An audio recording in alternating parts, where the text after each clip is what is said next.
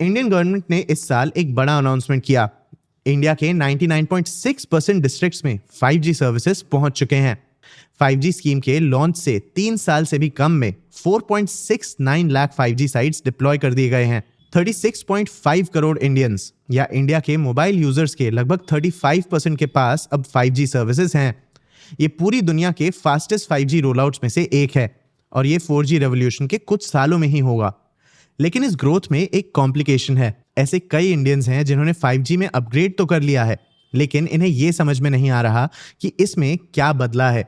Videos थोड़े जल्दी load होते हैं, अपलोड्स थोड़े जल्दी कंप्लीट होते हैं, लेकिन इसके अलावा एक्सपीरियंस काफ़ी सेम है। ये बस एक थोड़े बेटर 4G जैसा लग रहा है। ऐसा इसीलिए है क्योंकि कुछ हद तक ये सच है। इंडिया के ये 5G ग्रोथ नंबर्स देखने में तो अच्छे हैं, लेकिन इसके पीछे की रियलिटी काफ़ी कॉम्प्लिकेटेड है। करंटली जो टेक्नोलॉजी डिप्लॉयड है वो 5G का ट्रू पोटेंशियल नहीं दिखाता। और ऐसा नहीं है कि हमारे पास इस पोटेंशियल को डिप्लॉय करने का एक्सपर्टीज नहीं है, लेकिन कुछ ऐसे लिमिटेशंस हैं जिनके कारण हम अभी तक ट्रू 5G तक नहीं पहुंचे हैं। और तो और जिस यूज केस के कारण 5G कस्टमर्स के लिए एसेंशियल हो जाएगा वो अभी तक मिला ही नहीं है। और ये प्रॉब्लम सिर्फ इंडिया में ही नहीं बल्कि ये ग्लोबल प्रॉब्लम है। आज के इस वीडियो में हम इंडिया के 5G रोल आउट को एक्सप्लोर करेंगे। सबसे पहले हम ये समझेंगे कि 5G दूसरे नेटवर्क से अलग कैसे है। फिर हम इंडिया में 5G रोल आउट का कंडीशन देखेंगे। हम इंडिया के मिसिंग 5G यूज केस के बारे में भी समझेंगे। एंड में हम 5G के एंटरप्राइज यूज और ग्लोबल 5G रोल आउट के बारे में भी समझेंगे। मैं हूं आपका होस्ट देव, आप देख रहे हैं मार्केट्स बाय ज़ीरोधा हिंदी। चलिए शुरू करते हैं। सबसे पहले ये समझते हैं कि 5G में अलग क्या है।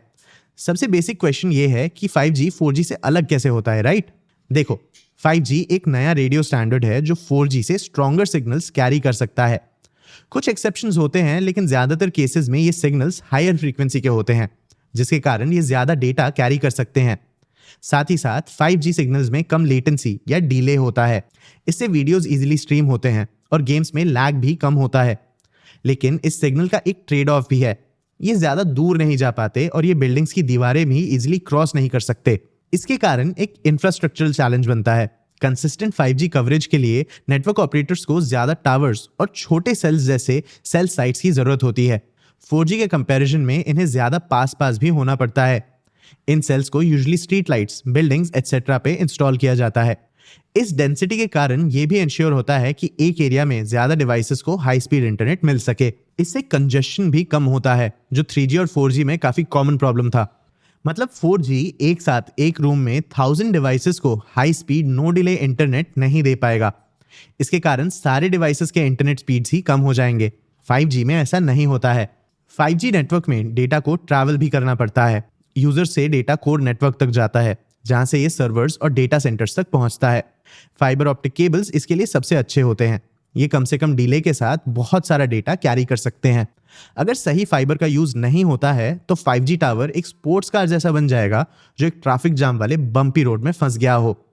और तो और जिन यूज केसेस में 5G का यूज बहुत इंपॉर्टेंट है, जैसे remote surgery, autonomous vehicles, industrial automation etcetera, इनमें सिर्फ हाई फ्रीक्वेंसी डेटा की जरूरत नहीं होती। इन्हें एज क्लाउड कंप्यूटिंग की भी जरूरत होती है। बेसिकली ये मिनी डेटा सेंटर्स होते हैं जो यूजर्स के लोकेशन के पास होते हैं, ताकि डेटा तेजी से प्रोसेस हो सके।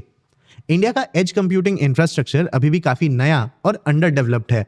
तो इतना तो क्लियर है कि 5G इंफ्रास्ट्रक्चर के बहुत सारे पार्ट्स हैं और इन सब को ठीक से काम करने की जरूरत होती है। इसलिए 5G इंफ्रास्ट्रक्चर बिल्ड करना 4G इंफ्रास्ट्रक्चर से महंगा भी है। चलिए अब देखते हैं कि इंडिया में 5G रोल आउट का क्या कंडीशन है। देखो दोस्तों, जब ऑपरेटर्स 5G डिप्लॉय करते हैं तो ये दो मेथड्स चूज कर सकते हैं, नॉन स्टैंड अलोन या NSA और स्टैंड अलोन या SA। इंडिया में ज्यादातर NSA चूज किया गया है। इन दोनों नेटवर्क्स का आर्किटेक्चर इनका मेन डिफरेंस है। इसे हम थोड़ा सिंपल टर्म्स में समझने की कोशिश करते हैं। देखो, एक नेटवर्क में एक रेडियो यूनिट या डेटा प्लेन होता है। ये रेडियो कुछ फ्रीक्वेंसीज के सिग्नल को एफिशिएंटली ट्रांसमिट करता है। इसके अलावा कंट्रोल प्लेन नेटवर्क का नर्वस सिस्टम होता है। ये कुछ एडमिनिस्ट्रेटिव डिसीजंस लेता है, जैसे यूजर्स के फोन को नेटवर्क्स पे ऑथेंटिकेट करना, टावर्स में मोबिलिटी मेंटेन करना, यूजर्स का सेशन स्टार्ट और शट डाउन करना एटसेट्रा। रेडियो यूनिट और कंट्रोल प्लेन को इंडिपेंडेंटली अपडेट किया जा सकता है। NSA मोड में रेडियो यूनिट 5G एनेबल्ड होता है, लेकिन कंट्रोल प्लेन 4G पर्पसेस के लिए डिजाइन होता है। ये प्योर 4G नेटवर्क से फास्ट होता है, लेकिन ये ट्रू 5G के स्पीड या फीचर्स नहीं दे सकता। स्टैंडअलोन 5G में पूरा नेटवर्क स्क्रैच से बनता है और रेडियो यूनिट और कंट्रोल प्लेन दोनों 5G एनेबल्ड होते हैं। इस मॉडल में 5G का ट्रू पोटेंशियल दिख सकता है।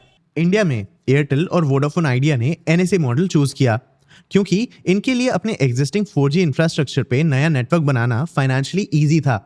ये एक इंपॉर्टेंट चॉइस था क्योंकि इन टेलीकॉम कंपनीज को कई सालों से सस्ता इंटरनेट देने के कारण लॉसेस से डील करना पड़ रहा था। लेकिन इंडिया के सबसे बड़े टेलीकॉम कंपनी जियो ने स्टैंडअलोन मॉडल चूज किया।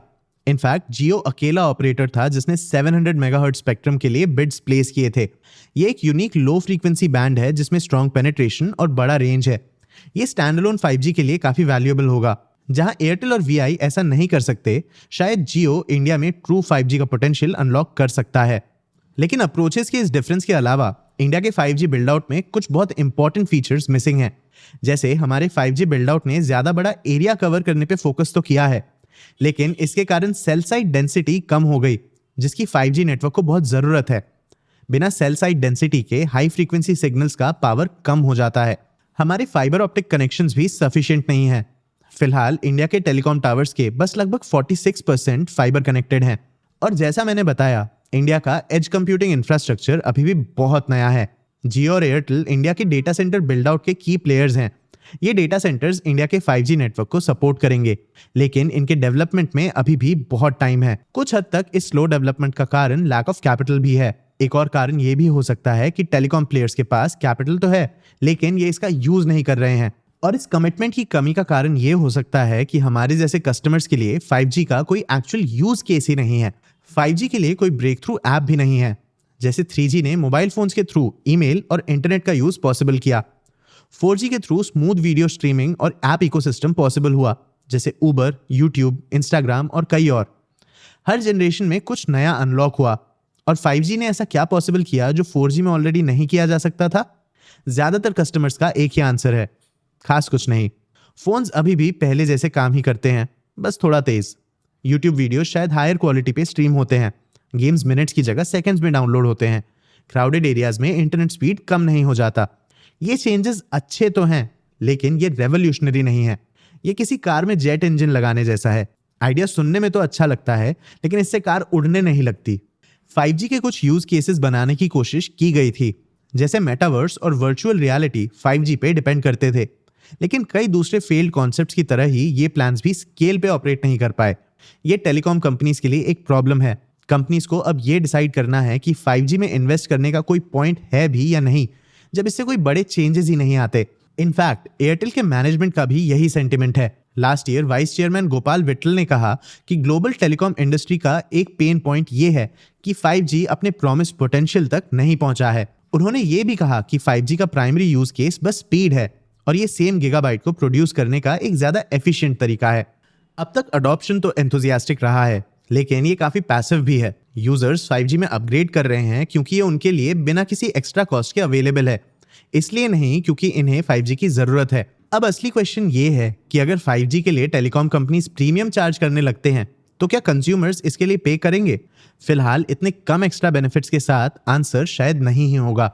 लेकिन टेलीकॉम कंपनीज एक मोनेटाइजेशन का तरीका एक्सप्लोर कर रहे हैं, फिक्स्ड वायरलेस एक्सेस या FWA। इस सिस्टम के अंडर कम अर्बन एरियाज के हाउस होल्ड्स जिन्हें फिक्स्ड ब्रॉडबैंड या सैटेलाइट इंटरनेट का कनेक्शन नहीं मिलता, वो 5G कनेक्शन ले सकते हैं।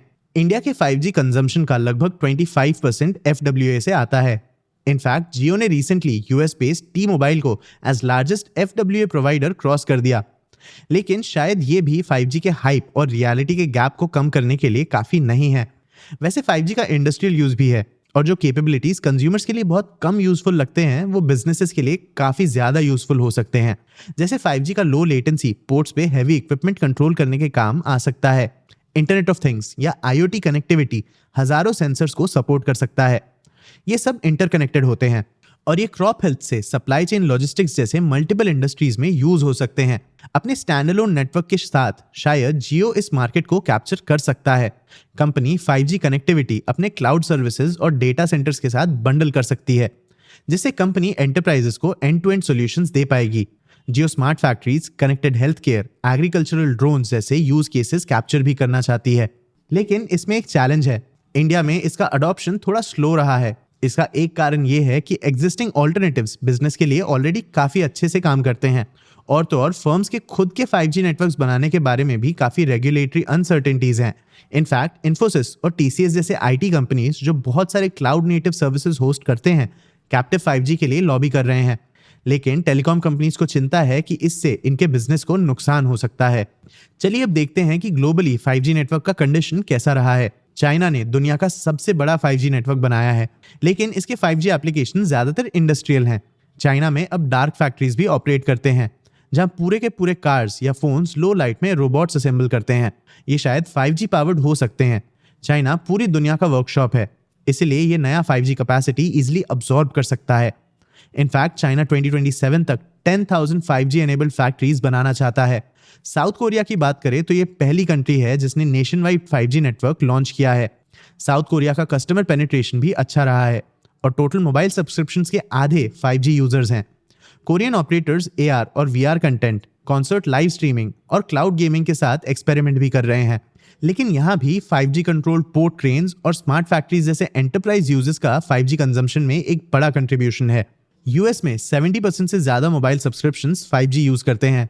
FWA यूएस में 5G का सबसे बड़ा यूज केस रहा है।